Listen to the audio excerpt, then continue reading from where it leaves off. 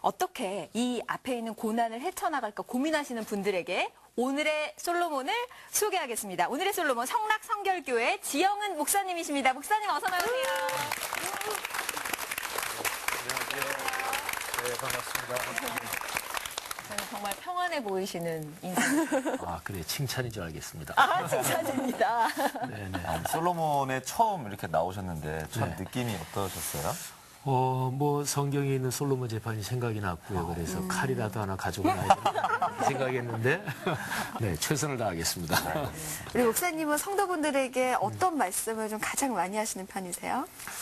이제 목사들에 따라 좀 다를 거예요. 근데 아무래도 오늘날 살기가 만만치 않으니까 뭐 평안하고 담대하고 믿음 가지고 아무래도 마음이나 영혼이 강해지는 게 무엇보다 중요한 것 같아요. 그런 얘기를 주로 많이 하는 것 같아요. 네. 오늘 저에게 해주실 강의도 네, 강의도 그런 비슷한 건데 아까 폴라로이드 얘기하셨죠. 네. 그죠? 그래서 살면서 어두운 터널 같은 걸 지날 때 그때 제일 중요한 게 저 멀리 좀 앞을 내다보고 기다리는 거, 기대하는 거 그게 아주 중요하다.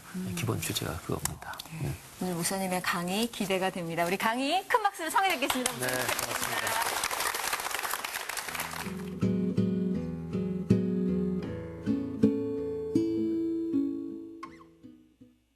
어떤 내외관이 있었습니다. 근데 그 내외관이 교회를 잘 다니는 사람이었어요. 근데 꼬박꼬박 주일마다 예배에 참석하고 그랬는데 가만히 어느 때 생각해 보니까 두 사람이 다 꼬박꼬박 하는 게 좀 지겨워졌습니다. 그래서 내외관이 생각을 했어요. 여보, 우리 이러지 말고 좋은 방법이 있다고 우리 두 사람이 대표로 한 사람씩 가자 이렇게 얘기를 했습니다. 내외관이 가만히 서로 얘기하다가 그거 좋은 생각이라고. 그래서 이제 부부지간이 한 사람씩 대표로 가기 시작했습니다. 이번 주일은 부인이 가고 그 다음 주일엔 또 남편이 가고 편하고 아주 좋았어요. 근데 두 사람이 이제 천국에 가게 됐습니다. 두 사람이 이제 같이 천국 문 앞에 갔지요. 예수님이 거기서 문 앞에서 두 사람을 맞이하면서 둘이 다 왔네. 예, 저희가 둘이 다 왔지요. 예수님이 그러시대요. 둘 중에 대표로 하나만 들어와라. 예. 그러니까 두 사람이 번갈아 가면서 뭐 주일 예배 참석하고 그거는 그 사람들 자유지만 최종 결정권은 그거는 주님한테 있는 거지요. 그러니까 마지막 결정을 누가 하느냐 그게 중요합니다. 비슷한 얘기 제가 또 하나 해드릴게요.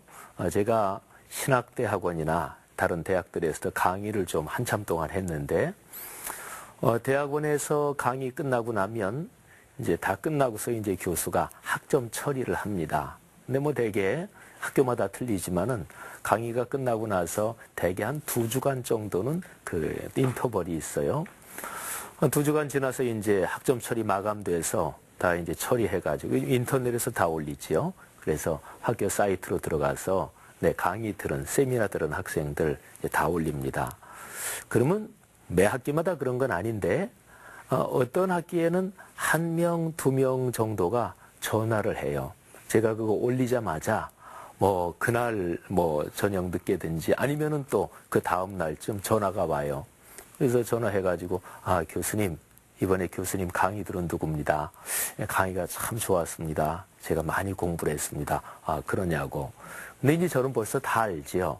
강의가 진짜 좋아서 인사하려면 강의 끝나고 나서 하루 이틀에 바로 해야지 왜 학점 처리될 때까지 한 2주간을 기다려요? 무슨 얘기인지 다 알아요. 그래서 그러냐고 어쩐 일이냐고. 그러면 이제 아주 정중하게 아주 겸손히 그냥 가득 폴폴 묻어나는 목소리로 그 학생이 이제 하는 얘기가 교수님 그런데 제가 이번 학기 참 열심히 공부했습니다.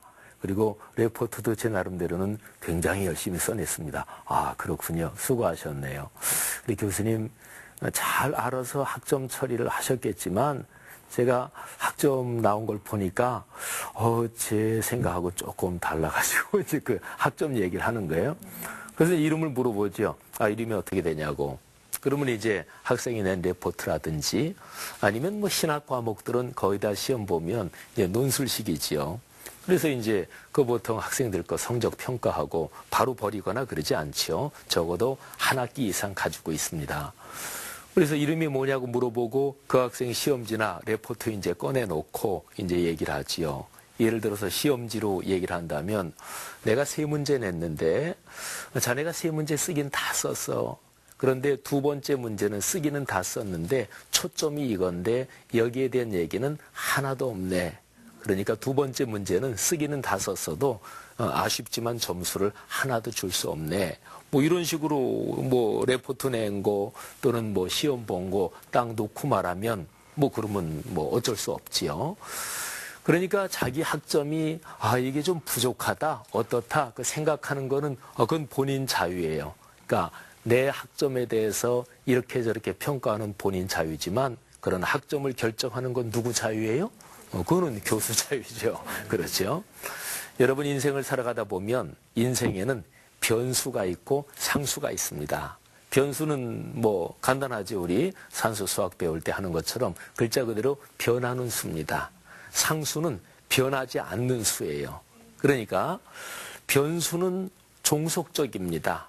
그러니까 변하지 않는 상수가 딱 있고 그리고 그 상수 주변에서 상수의 상태에 따라 변하고 이러는 게 이제 변수지요. 상수는 독립적입니다. 아까 제가 한 얘기에서 말하자면 내외관이 번갈아 가면서 교회 나간다. 자기들 편하고 좋겠지만 근데 그거는 자기들 생각이고 변하지 않는 상수는 주님의 결정권이란 말이에요. 교수의 학점 처리도 역시 마찬가지지요. 자, 잘 생각해 보십시오. 살아가면서 어려운 일이 있잖아요. 힘든 일이 있잖아요. 막 도무지 견디지 못할 정도로 굉장히 어려운 일이 있단 말이에요. 근데 그럴 때에 변수가 뭐냐, 상수가 뭐냐, 그거를 잘 분간하면 어려움을 아주 넉넉하게 이겨낼 수가 있습니다. 제가 성경에 있는 구절 하나 얘기를 해드릴게요. 구약 성경에 보면 이사야서라는 책이 있지요. 근데 거기에 보면 고대 근동 지방의 이런저런 민족들에 대해서 하나님께서 경고하시고 심판하신 그런 내용들이 기록이 되어 있습니다. 근데 그 중에서 두마라는 민족이 있어요. 두마. 그 두마라는 민족이 이스라엘이 이렇게 있으면 거기에 동남쪽에 세일산이라고 있는데 그 세일산 그 근방에 사는 민족이 두마 민족입니다. 근데 그 당시에는 바벨론이라는 나라, 바벨론 많이 들어보셨죠, 그죠? By the River of Babylon 뭐 이런 그 노래도 있잖아요, 그죠? 근데 그게 역사적으로 진짜로 그 바벨론 얘기입니다. 근데 그 바벨론이 고대 근동 지방에서 무지무지하게 강력한 국가였고, 바벨론이 굉장히 강력한 국가였을 때는 주변 모르는 나라를 전부 다 바벨론이 쥐고 흔들고, 뭐 바벨론의 속국이 되든지 아니면 바벨론의 동맹국이 되든지, 그때의 이스라엘 왕국도 바벨론 거기에 말하자면 이렇게 종속돼 있었습니다. 두마라는 민족도 역시 마찬가지예요. 자, 이런 상황을 잘 들으시고 생각하시고 제가 두마 민족에 대한 구절을 한 구절을 제가 읽어드릴 테니까 한번 들어보세요. 이사야 21장 11절인데요. 두마에 관한 경고라. 사람이 세일에서 나를 부르되 파수꾼이여 밤이 어떻게 되었느냐. 파수꾼이요 밤이 어떻게 되었느냐. 잠깐 설명을 드릴까요? 이거는 이사야라는 선지자가 하는 얘기예요. 근데 저 두마 쪽에서 사람들이 이사야를 부른다는 거예요. 그러니까 두마 민족이 이사야를 부르면서 밤에 대해서 물어보는 거예요. 선지자요, 시대의 파수꾼이요, 밤이 어떻게 됐습니까? 2번이나 묻잖아요. 밤이 어떻게 됐습니까? 그러니까 간절한 거지요. 절박한 거지요. 그러니까 하나님이 이사야한테 시대의 변동, 역사 흐름, 그리고 그 당시에 국제적인 이 국가들의 정치 질서, 거기에 대해서 하나님이 그거를 끌고 가시니까 하나님의 사람 선지자한테 묻는 거예요. 밤이 어떻게 됐습니까? 근데 여기서 얘기하는 밤은요, 이거는 고통의 시간을 말해요. 보통 그러잖아요. 뭐 깜깜하다 그럴 때 어려운 시절을 말합니다. 그래서 바벨론이 그때 당시에 굉장히 강력한 국가였고 주변의 모든 나라들을 전부 다 짓누르고 통치하고 있었으니까 두마 민족도 힘든 거지요. 이 바벨론의 통치가 언제 끝나나? 이 바벨론의 폭정이 언제 끝나나? 바로 이제 그걸 묻는 거예요. 그래서 선지자한테 밤이 어떻게 됐습니까? 밤이 어떻게 됐습니까? 이 고통의 시간 언제 끝납니까? 이 고통의 시간이 언제나 드디어 끝날 것입니까? 하고서 막 부르짖으면서 물어보는 거예요. 그런데 보세요. 이 선지자가 대답을 할 때 이렇게 대답을 합니다. 파수꾼이 이르되 아침이 오나니 밤도 오리라. 자, 잘 들어보세요. 여기 아침 얘기를 하잖아요. 두마 사람이 물을 때는 아침은 묻지도 않았어요. 밤만 물었어요. 너무 지금 현실이 고통스러우니까 이 고통 언제 끝납니까? 이 고난이 언제나 드디어 이게 다 지나갈까요? 막 고통과 고난 속에서 거기에 온통 정신이 다 팔려 있는 거예요. 어떻게 하면 견디지? 어떻게 하면 죽지 않지? 뭐 이런 거죠. 근데 선지자가 대답하면서 그래요. 아침이 온다. 그러니까 밤도 있는 거다. 자, 잘 생각해 보세요. 밤하고 아침하고. 밤은 말이죠. 아침이라는 거를 딱 놓고 아침이 있으니까 아침하고 대비되는 게 밤인데 밤은 종속 변수예요. 자, 밤을 어떻게 설명할 수 있나요? 그거는 아침 햇살이 뜨기 전 깜깜할 때 그때가 밤이잖아요. 자, 밤은 고통이라 그랬지요. 고통이 어떻게 지나가나요? 간단합니다. 아침 햇살이 뜨면 그러면 밤은 없어지잖아요. 그렇죠? 그러면 밤은 지나가는 거지요. 이 공간이 지금 아주 깜깜하다고 생각해 보세요. 지금은 조명이 있잖아요. 또 불을 켜놨잖아요. 근데 지금 여기가 자연광은 들어오지 않으니까 만일에 모든 불을 끄면 깜깜하지요. 그러면 이 공간에 있는 이 어둠을 어떻게 처리할 수 있을까요? 어둠을 퍼낼 수 있을까요? 어둠은 퍼내는 게 아닙니다. 어둠을 칼로 두부모를 자르듯이 이렇게 잘라가지고 한 덩어리씩 이렇게 밖으로 퍼낼 수 있을까요? 어둠은 그러는 게 아니에요. 우린 지금 실내에 있지만 만일에 야외에 있다고 생각해 보세요. 별도 보이지 않게 어두운 밤, 그리고 달도 뜨지 않는 아주 두꺼운 구름이 낀 아주 깜깜한 칠흑 같은 밤, 그걸 생각해 보세요. 자, 그 밤에 말이지요. 바람이 붑니다. 바람이 세찬 바람이 확 불면 어둠이 몰려갈까요? 아니지요. 어둠은 바람이 분다고 몰려가는 게 아닙니다. 또 조금 전에 얘기한 대로 어둠을 큰 소리를 막 확성기를 틀어놓는다고 그 소리 때문에 시끄러워서 어둠이 물러가느냐? 그것도 아니잖아요. 바가지로 퍼낼 수 있는 건 아니에요. 근데 그 어둠은 간단하게 없앨 수 있습니다. 빛이 등장하면 그 순간의 어둠은 사라집니다. 이 방에 있는 깜깜한 어둠의 상태라고 생각한다면 거기에 스위치를 놓아 탁 하고 켜면서 빛이 환하게 켜지는 순간의 어둠은 그냥 그 순간에 없어지지요. 잘 생각해 보세요. 어둠은 독립상수가 아니에요. 어둠은 독립적으로 존재하는 게 아니에요. 빛이 없으면 어둠이 거기를 차지하지만 빛이 생기는 순간에 어둠은 저절로 없어집니다. 그러니까 어둠은 기생하는 존재 비슷한 거예요. 기생충은 자기 혼자 살지 못하잖아요. 말하자면 숙주, 그게 있어야 거기에서 사는 거잖아요. 어둠이 그렇단 말이지요. 그러니까 어둠은 변수예요. 그리고 아침, 찬란한 태양이 떠오르는 아침, 그거는 상수란 말이에요. 그게 중심이란 말이에요. 자, 이제 우리 얘기를 한번 이렇게 정리해 보면 돼요.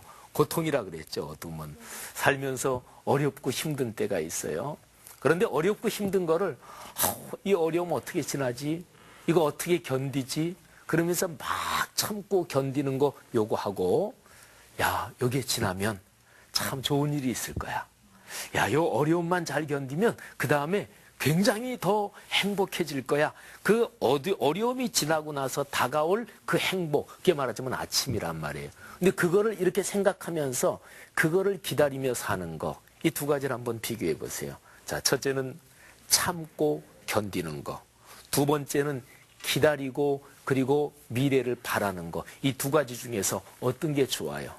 헷갈리면 1번, 2번 번호 붙여드려요. 자, 1번 견디는 거, 두 번째 2번 기다리며 사는 거, 1번, 2번. 2번이 좋죠, 그죠? 당연히 좋아요. 여러분 어린아이 때 한번 생각해 보세요. 어린 시절 생각나세요? 설, 추석 생각해 보세요. 아이들은 설, 추석이 좋아요. 왜 좋은 줄 아십니까? 기다리기 때문에 좋은 거예요. 설, 추석을 기다리면 설날은 세뱃돈 받잖아요, 그죠? 또 요즘은 옷이 하도 흔해져서, 근데 제 어릴 때만 해도 옷이 그렇게 흔하지 않았기 때문에 뭐 가정 형편에 따라 좀 다르겠죠. 근데 설이나 추석 되면 부모님이 설빔, 그래서 새 옷은 이제 그때 이렇게 해주는 거예요. 맛있는 음식 먹고, 그러니까 설 추석 되면은 늘 참 좋단 말이에요. 그래서 기다리는 거예요. 그런데 여기에 놀라운 비밀이 들어 있습니다. 자, 예를 들어서 5일 앞이 설날이다. 그러면 설날이 딱 된 그날부터 우리가 행복해지고 기뻐지느냐? 그거 아니에요. 설날은 아직 안 됐어요. 근데 기다리면서 이미 행복한 거예요. 그죠? 설은 5일 뒤에 있어요. 그런데 기다리잖아요. 기다리면 미래에 그게 지금 현재 있는 내 삶 속으로 들어와요. 소풍 생각해 보세요. 소풍 가는 거 한 일주일 남았다. 근데 어렸을 때는 계속해서 그 손꼽아 기다리잖아요. 그죠? 우리 여기 남자들, 우리 군대 갔다 오신 분들, 우리 군대에서 이제 제대할 때가 얼마 이제 앞두고 하면은 군대 군인들 쓰는 모자 그 안에다가 날짜 표시해 놓고 모나미 153 볼펜 그 끄트머리 그 조그만 쇠굿을 거기에 빠질 정도로 그냥 꽉꽉 눌러서 엑스표 하면서 하나하나 날짜 지워가잖아요. 기다리는 거는 행복해요. 그러니까 적어도 기다릴 수 있으면 그 사람은 서바이벌 합니다. 자, 우리 사회에서 가끔 가다가 무지무지하게 사회적 지위가 높은 사람이 있어요. 돈이 그야말로 뭐 몇천억 이렇게 있는 사람. 그런 사람이 참 슬픈 일이지만 스스로 자신의 생을 버리는 그런 일이 가끔 가다가 있지요. 왜 그럴까요? 보통 사람 생각하면 그 정도 돈 많으면 진짜로 행복하겠네. 아니면 그 정도 높은 사회적 지위가 있으면 인생에서 더 바랄 게 뭐가 있어요. 그런데 자기의 삶을 스스로 포기한단 말이에요. 왜 그럴까요? 앞이 보이지 않는 거예요. 깜깜한 거예요. 사람은 그런 존재예요. 그런 얘기 들어보셨죠? 사람은 희망을 먹고 산다. 제가 이런 얘기를 하면 저는 이제 목사니까 다른 사람들이 목사님들이야 뭐 늘 그런 좋은 얘기하고 또 정신적인 또 영적인 얘기하지요. 사람이 밥 먹고 살지 어떻게 희망 먹고 살아요? 좋습니다. 밥 먹어야 살아요. 근데 제가 조금 전에 한 얘기 그거 생각해 보라니까요. 재산이 몇백억 몇천억 됐으면 그 사람 밥 먹는 건 하루 5끼 먹어도 평생 먹어도 다 못 먹을 거 아니겠어요? 그러니까 먹는 거로는 넉넉하게 다 쌓아놓고 있는 거예요. 근데 왜 자기의 삶을 포기해요? 희망이 없는 거예요. 앞이 안 보이는 거예요. 보여야 사람은 살아요. 앞이 보인다. 희망을 가장 간단하게 정의하면 바로 앞이 보이는 거 그걸 희망이라 그래요. 앞이 안 보이면 사람은 죽습니다. 자, 그러니까 보세요.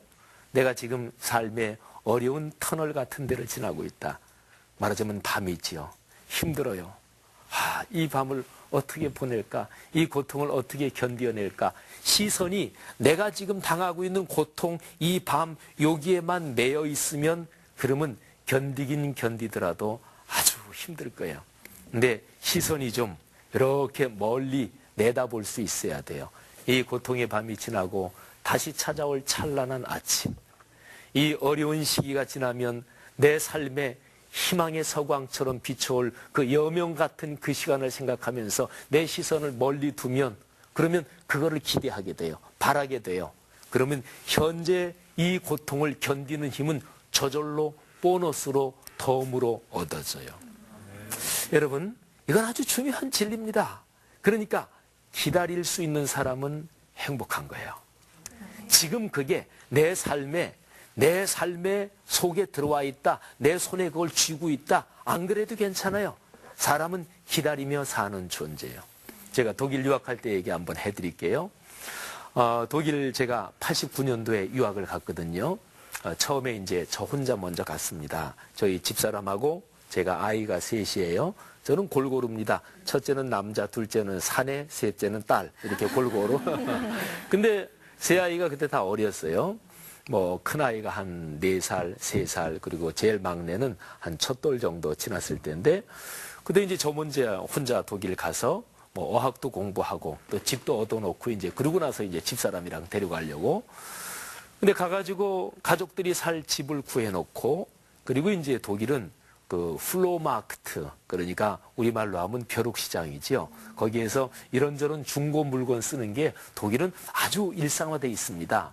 유학생들 되게 뭐 경제적으로 넉넉하지 못하니까 그런 거 이제 많이 사다 쓰고, 경제적으로 넉넉하더라도 독일은 아주 중고품 쓰는 게 사회 시스템적으로 아주 그냥 일상화되어 있습니다.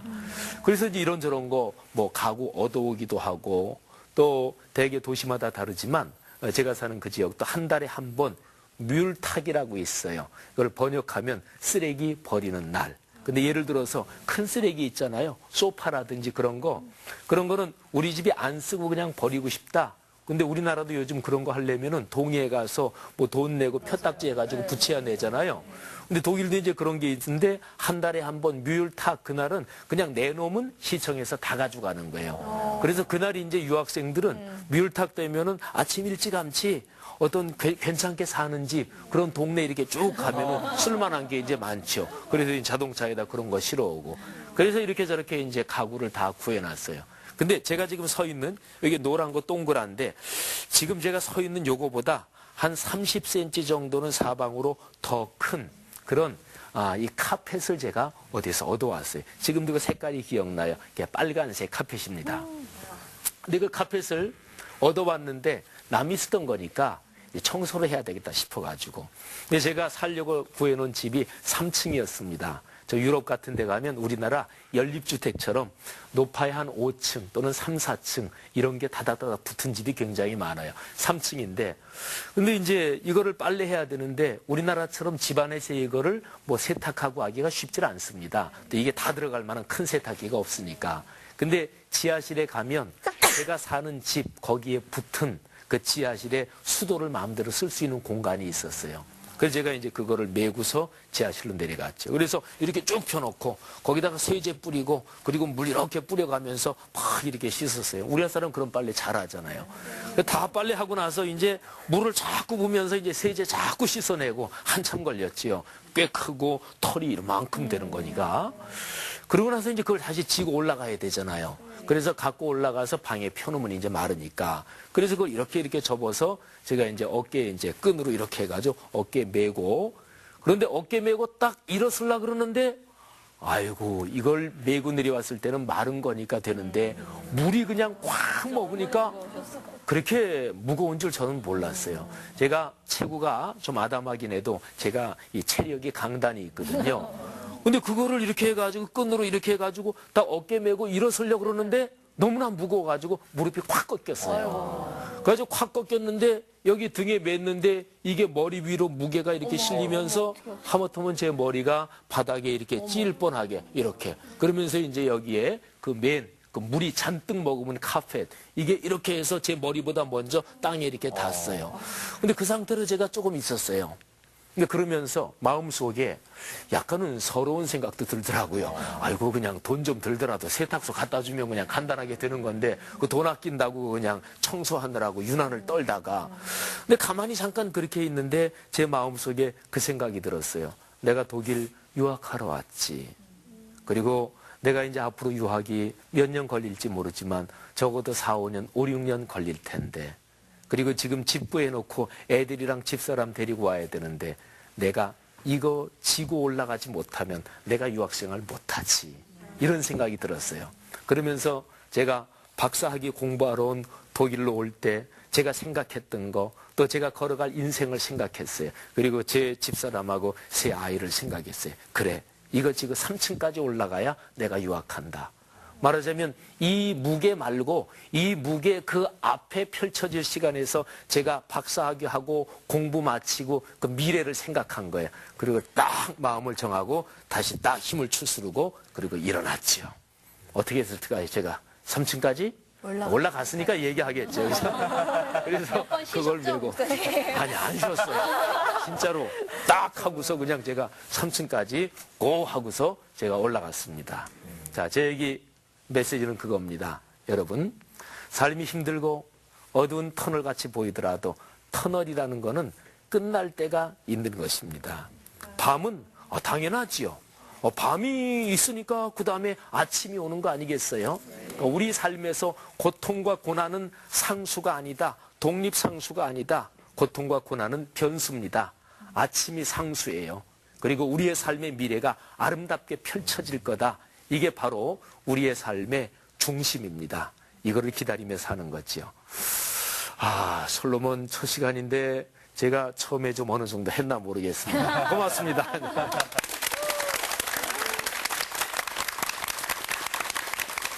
강의를 듣고 지금 터널 가운데 내가 있다라고 생각했던 많은 분들이 그 끝까지 갈 때까지 힘을 얻으셨을 거라는 생각을 하면서요. 저는 오래 살았다고 말씀할 수는 없지만 저의 이 작은 보잘것없는 인생 안에서 나의 터널을 한번 생각해 봤는데 어떤 말이 저를 이렇게 그래도 버티게 했냐면은 그 터널은 지름길이다. 라는 좋은 말이 있더라고요. 웬일이나. 아니, 터널은 그러니까 어디서 저도 지름길이다. 들었어요. 근데 그게 딱 오더라고요. 그렇구나. 내가 캄캄하고 너무 힘들고 답답하고 막 이게 안 보이지만 나 나왔을 때는 산 넘고 강 건너 뭐 어디 딱 나 지름길로 와 있을 거야. 이런 생각에 마음이 많이 안정이 되더라고요. 아, 그 진짜 좋은 말이네. 터널은 지름길이다. 웬일로 어떻게. 목사님 맞나요? 터널이 지름길 맞나요? 아유, 그걸 저한테 물어보시면 어떻게 거기서 결론 내리셔야 근데 명언이십니다. 그러네요. 네. 힘든 것 같아도. 근데 그건 진짜일 수 있죠. 왜냐하면 우리에게 어떤 분이 사업을 하다가 실패를 했어요. 근데 그 업종에 계속 오래 하신, 한 20년 하신 분이. 근데 그 업종에서 규모를 지금까지 하던 것보다 한 20배 정도는 크게 한 거예요. 근데 그게 실패한 거예요. 그러니까 제가 그분한테 그랬어요. 이거 비싼 수업료 냈다고 치십시오. 어디 코스 같은 데 가면 진짜 좋은 코스는 수업료 비싸잖아요. 그래서 비싼 수업료 냈다고 치십시오. 근데 그 다음에 그분이 저 지방 다른 도시에서 그만한 규모로 또 했는데 굉장히 크게 성공했어요. 그러니까 지금 말씀하신 대로 하면 그분이 비싼 수업료 내면서 지름길로 빨리 배운 거지요. 동의입니다. 네, 그렇습니다. 터널은 지름길이다. 네. 근데 또 그렇게 생각할 수도 있지만 정말 자기가 아직 터널 가운데 있다라고 생각하는 사람들은 그 아까 말씀하셨던 어둠이 변수인데 그 변수가 상수로 느껴질 때가 많잖아요. 이걸 못 벗어날 것 같고 늪지대에 빠진 것 같고 그런 거에 막 빠져 있는 사람들한테 좀 위로의 말을 주신다면 어떤 말씀? 근데 지금 빠져있다 얘기하니까 박세리 선수 생각나네요. 우리 전 국민이 다 알 거예요. 그때 LPGA에서 우승할 때 그때 골프공 빠져있을 때 탁 벗고서 그때 박세리 선수의 그렇죠. 정갱이 까만 다리와 하얀 발. 야, 그건 진짜 그때 당시에 우리나라 전 국민에게 주는 희망의 메시지잖아요. 근데 경제가 그렇게 늪에 빠진 듯 했었어요. 그렇습니다. 그러니까 지금 말씀하신 이 터널 안의 상황이 상수로 느껴지는 사람한테 박세리 선수의 하얀 정강이를 생각해라. 그러면 되잖아요. 그건 뭐 전 국민이 다 아니까 그거 모르면 진짜 간첩이죠. 그러게. 그리고 이제 무엇보다 그런 것 같아요. 네. 그 아무리 돈이 많아도 이제 정말 극단적인 방법을 선택하는 사람들에게는 뭔가 정말 앞이 보이지 않기 때문이다라는 말씀이, 그러니까 우리 안에 희망이 없고 꿈이 없다라면 정말 나의 삶이 행복하지 않을 것 같은데 그러한 것들을 갖고 사는 것도 참 중요할 것 같다라는 생각이 들더라고요. 네. 요즘 우리나라 언어 표현에 뭐뭐 할 것 같다 이런 표현을 많이 쓰거든요. 지금 이제 말씀하실 때 중요할 것 같다는 생각이 든다. 아니 그게 아니라 중요해요. 중요할 것 같은 게 아니라 진짜 그렇죠. 진짜 그렇죠. 예를 들어서 뭐 우리가 음식을 먹는다고 할 때 아주 소박한 음식이라도 진짜 내가 내 앞날이 환하다 그러면 진짜 맛있을 텐데 이 음식 먹고 이제 끝이다. 예를 들어서 사형수다. 그러면 뭐 산에 진미가 쌓여 있어서 뭐해요? 그잖아요. 의미가 없죠. 그러니까 뭐 그런 얘기도 있잖아요. 옛날에 이 망나니가 막 칼 갖고 춤추면서 이제 목 잘리는 이거 좀 표현이 좀 그렇지만 목사님 무서워요. 그런데 거기에서 막 이제 망나니가 칼춤을 추다가 그 다음에 이 사람은 이제 목 이렇게 흔들고 이제 내 목에 칼이 이제 올 거다. 그런데 그때 이런 종이로 이렇게 탁 해도 사람 죽는다 그러잖아요. 그러니까 사람은 피지컬한 컨디션도 있지만 역시 사람은 하나님이 창조하신 게 사이클로지컬하고 스피리추얼한 정신과 영혼의 위대한 가능성을 지닌 존재가 사람이니까 사람은 피지컬한 컨디션을 정신과 영혼으로 이길 수 있는 존재입니다. 그러니까 그야말로 미래가 열려있다. 그러면 뭐 다 이기는 거죠. 저는 목사님의 그 터널 같은 그런 기간 얘기도 한번 들어보고 싶거든요. 제가 이제 이 주제를 가지고 이제 생각하면서 이제 제가 걸어온 이런 삶의 길을 생각해 보는데 제가 걸어온 삶에서 대학교 4학년 1학기 마치고 제 인생에 가장 어려웠던 때가 한 번 있었고 독일 가서 유학할 때 그런 적이 있었고 근데 그때마다 다른 사람의 격려든 아니면 제가 기도하면서 어떤 마음속에 하나님이 주신 마음이든지 간에 공통점이 있는데 되겠구나. 이걸 이기겠구나. 미래가 열리겠구나. 뭐 이런 거. 이거를 다른 말로 말하면 목표의식이지요. 목표의식을 가지고 있다 그러면 그런 미래가 열려있다. 이 확신을 가지는 거잖아요. 그러면 되는 거지요. 그러니까 제일 무서운 형벌은 뭐냐면 감옥에 가두는 것 중에서 창문 없는 감옥에 가두는 거예요. 그런 유명한 얘기가 있잖아요. 어떤 사람이 똑같은 사람이 감옥에 갇혔는데 감옥 창살이 있는 감옥이었대요. 근데 한 사람은 죽었대요. 근데 한 사람은 감옥에서 나왔대요. 견디고. 근데 죽은 사람은 뭐냐면 감옥에 이렇게 창살이 이렇게 있으면 맨날 이 창살 보면서 요놈의 건 없으면 내가 나갈 텐데 요놈의 창살 때문에 못 나가지. 창살만 봤는데 또 한 사람은 창살 사이로 저 멀리 보이는 산도 보고 저쪽으로 보이는 바다도 보고 그랬다 그러잖아요. 그러니까 사람의 환경은 어려운 건 다 마찬가지예요. 러시아의 시인 푸시킨이 삶이 그대를 속일지라도 슬퍼하거나 노여하지 마라.